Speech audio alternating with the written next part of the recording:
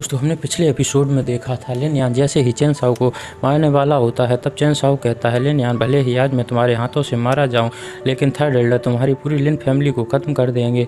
ये सुनकर लिन यान काफ़ी हैरान हो जाता है और चेन साओ को मारकर उसकी स्पीड को ऑब्जर्व कर लेता है और फिर मास्टर से कहता है मास्टर मुझे जल्द से जल्द जियानचुआन शहर में पहुँचना है जिसके लिए मुझे आपकी मदद चाहिए। तब मास्टर कहती हैं तो ठीक है तुम अपनी बॉडी मुझे दे दो। तो लिन यान भी हाँ कर देता है और हम देखते हैं मास्टर लिन यान की बॉडी में आ जाती हैं तो लिन यान की पावर काफ़ी तेज़ी से बढ़ने लगती है जिससे लिन यान को काफ़ी तकलीफ हो रही होती है। और हम देखते हैं लिन यान हवा में खड़ा हुआ था। ये देखकर लिन यान खुद भी हैरान हो जाता है और आसमान में आते हुए कहता है अब मैं ग्रैंड मार्शल एक्सपर्ट बन चुका हूँ और मैं देखता हूँ इतनी पावर से मैं कितनी फास्ट उड़ पाता हूँ। और हम देखते हैं अगले दिन लिन यान जियानचुआन सिटी पहुँच गया होता है और जियानचुआन शहर के बाहर एक पहाड़ पर उतर जाता है और कहता है इस पावर से तो मैं बहुत ही जल्दी जियानचुआन शहर में पहुंच गया हूं। तब मास्टर भी अपनी पावर वापस ले लेती हैं तो लिन यान खड़ा भी नहीं रह पाता और ज़मीन पर गिर जाता है और लिन यान जियानचुआन शहर की तरफ देखते हुए कहता है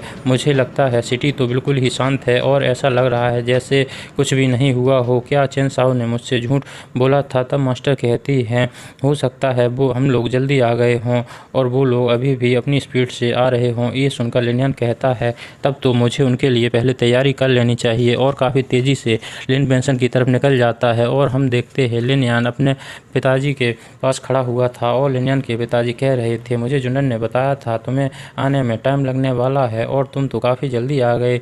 तब लिन यान अपने पिताजी को कहता है आपने जो 50,000 स्पिरिट स्टोन मुझे एक्सचेंज करवाने के लिए दिए थे उनके बदले मुझे 10,000 स्पिरिट पिल मिल गई हैं। ये सुनकर लिन यान के पिताजी काफ़ी हैरान हो जाते हैं और कहते हैं इतनी ज़्यादा स्पिरिट पिल तुम्हें कैसे मिल सकती हैं? तब लिन यान कहता है पिताजी मुझे जियानचुआन शहर मुझे किंग यांग सिटी में एक एल्केमिस्ट मिले थे जिनकी मदद से मुझे डिस्काउंट मिल गया था। तब लिन यान के पिताजी कहते हैं क्या तुम एक थर्ड ग्रेड के एल्केमिस्ट को जानते हो? और कहते हैं फिर भी 5 स्पिरिट स्टोन के बदले एक स्पिरिट पिल इससे इंडियन मर्चेंट एयरलाइंस को बहुत बड़ा लॉस नहीं होगा। और अपने पिताजी की बात सुनकर लिन यान सोच रहा होता है मैंने सही से हिसाब नहीं लगाया और पिताजी को 10,000 स्पिरिट पिल ऐसे ही देने लगा। अब तो मैं बुरी तरीके से फंस गया हूँ और लगता है अब मैं अपने पिताजी से झूठ नहीं बोल सकता। तो लिन यान कहता है पिताजी मैंने ये नहीं सोचा था कि आप नहीं मानेंगे इसलिए मैंने आपको सच नहीं बताया और अब मैं आपको सच बताता हूँ। तब लिन यान कहता है मुझे एक मास्टर मिले थे जो दुनिया को घूमने के लिए निकले थे और उन्होंने मुझे कुछ मार्शल आर्ट पिल दी थी जिन्हें मैंने इंडियन मर्चेंट एयरलाइंस में बेच दिया था जिसकी वजह से मुझे लाखों स्पिरिट पिल मिल गई थी। और फिर हम देखते हैं लिन यान के पिताजी लाखों स्पिरिट पिल के बारे में सुनकर और भी ज़्यादा हैरान हो जाते हैं और लिन यान कहता है पिताजी मुझे लगा आप ज़्यादा ही सोचेंगे इसलिए मैंने आपको ये स्पिरिट पिल नहीं दी लेकिन अब आप सब कुछ जानते हैं तो ये स्पिरिट पिल आप रख लीजिए और अपने कल्टीवेशन में यूज कीजिए। तब लिन यान के पिताजी कहते हैं जब तुम्हें ये तुम्हारे मास्टर ने दी हैं तो तुम ही इन्हें रखो और यूज करो और कहते हैं तुम ही एक हमारी लिन फैमिली की लास्ट उम्मीद हो इसलिए तुम जितना जल्दी हो सके अपनी पावर को बढ़ाओ और हमारी लिन फैमिली को एक नई ऊंचाई पर लेकर जाओ। तब लिन यान भी खुश होते हुए कहता है पिताजी आप चिंता मत कीजिए मैं बहुत जल्द ही एक पावरफुल पर्सन बन जाऊंगा। और हम देखते हैं लिन यान अपनी स्पिरिट पिल को काउंट कर रहा होता है और जुनर कह रही होती है भाई आप तो बहुत ही जल्दी आ गए और मुझे आपकी बहुत ज़्यादा चिंता हो रही थी। तब लिन यान कहता है अब तुम मुझे डिस्टर्ब मत करो मुझे इन्हें काउंट कर लेने दो और कहता है अभी कुछ दिनों तक तुम घर से बाहर मत जाना। तब जुन्नर कहती है क्या भाई कुछ होने वाला है? और हम देखते हैं लिन मेंशन के बाहर से लिन यान को कुछ आवाज़ सुनाई देती हैं। तब लिन यान कहता है मुझे लगता है जिन युआन गैंग के लोग आ गए हैं और हम देखते हैं लिन यान के पिताजी कुछ शिल्डर के साथ उन्हें रुके हुए खड़े थे। तब लिन यान भी वहाँ पर पहुँच जाता है और लिन यान को देख कर थर्ड एल्डर काफ़ी हैरान हो जाते हैं और कहते हैं तुम यहाँ पर क्या कर रहे हो? तो लिन यान कहता है ये मेरा घर है तो मैं तो अपने घर पर ही रहूँगा और कहाँ जाऊँगा। और कहता है क्या आप इसलिए परेशान हैं कि चेन साओ मुझे पकड़ने में फेल हो गया? ये सुनकर थर्ड एल्डर चुपचाप खड़े रहते हैं। तब लिन यान कहता है तुम टेंशन मत लो चेन साओ मेरे हाथों से मारा जा चुका है। ये सुनकर थर्ड एल्डर गुस्से से कहते हैं तुम झूठ बोल रहे हो ऐसा नहीं हो सकता चेन साओ तुम्हारे हाथों कैसे मर सकता है वो तो तुमसे बहुत ही ज़्यादा पावरफुल था।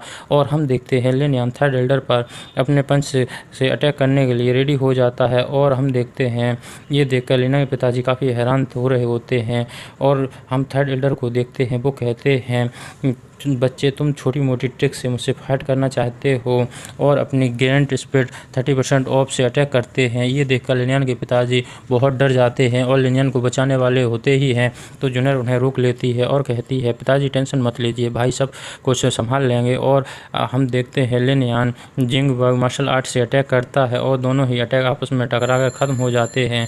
और थर्ड एल्डर को देखते हैं, वो काफ़ी हैरान हो रहे होते हैं और कहते हैं, ये लड़का इतना स्ट्रॉन्ग कैसे हो सकता है। तब लिनियन कहता है, अभी फाइट ख़त्म नहीं हुई। तब लिनियन अपने अटैक को रेडी करता है और ये देखकर थर्ड एल्डर काफ़ी हैरान रह जाते हैं, ये लड़का ह्यूमन लेवल मार्शल आर्ट को यूज कर रहा है। और थर्ड एल्डर हैरान होते हुए लिनियन पर अटैक करते हैं और हम देखते हैं दोनों ही अटैक आपस में टकराते हैं। ये देखकर लिन फैमिली के एल्डर्स काफ़ी हैरान हो रहे होते हैं और कहते हैं, यंग मास्टर तो बहुत ही ज़्यादा पावरफुल हो चुके हैं। और दूसरा कहता है, यंग मास्टर तो ह्यूमन लेवल की मार्शल आर्ट स्किल को यूज़ कर रहे हैं। और हम देखते हैं दोनों अटैक आपस में टकराने की वजह से बहुत बड़ा धमाका होता है और थर्ड एल्डर सोच रहा होता है, मैं इससे नहीं जीत सकता, मुझे यहाँ से भागना होगा। और हम देखते हैं थर्ड एल्डर वहाँ से भागने लगता है और लिनियन से कहता है, इस बार तो तुम जीत गए हो लेकिन अगली बार मैं तुम्हें नहीं छोड़ूंगा। तब लिनियन को देखते हैं, वो सोच रहा होता है, मैं इसे भागने नहीं दे सकता और कहता है, थर्ड एल्डर आप यहाँ से ऐसे नहीं बचकर भाग सकते। तब थर्ड एल्डर कहते हैं, क्या बच्चे तुम मुझे रोकना चाहते हो, क्या तुम्हारे पास इतनी दम है जो तुम मुझे रोक सको। और हम देखते हैं लिनियन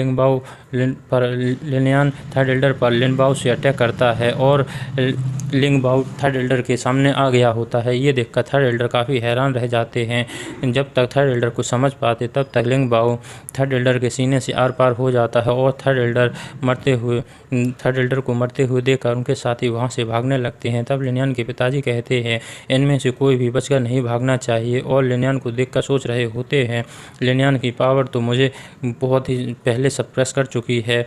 और लिनियन के पास आकर कहते हैं, बेटा तुम्हारी स्ट्रेंथ तो मुझसे काफ़ी ज़्यादा है और मुझे लगता है ये मेरे लिए काफ़ी शर्म की बात है। और कहते हैं, अब तुम्हें मेरी पैट्रियार्च की सीट को संभालना चाहिए। ये सुनकर लिनियन काफ़ी हैरान हो जाता है और हमारा एपिसोड यहीं पर ख़त्म होता है। Thank you for watching friends.